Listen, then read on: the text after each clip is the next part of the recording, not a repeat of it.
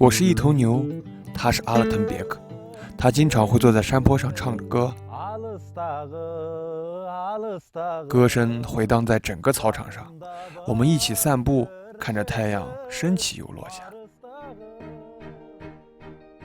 我刚认识他时，他还是个毛头小子。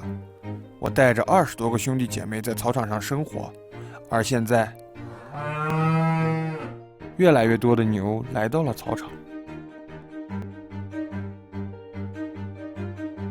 几年前，他变得神神秘秘的，不再有那么长的时间陪着我们，总是举着自己的手说话，这让我很担心他。喂，朋友你好，农家的吗？你们几个人？有位子？入有，你先说。好的。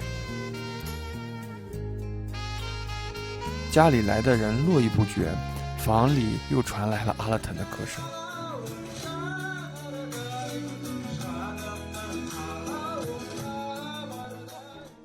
后来有一天，一个小阿勒腾出现在了操场。爸爸，等一会儿，我不让我跟不上啊！你也快点走嘛。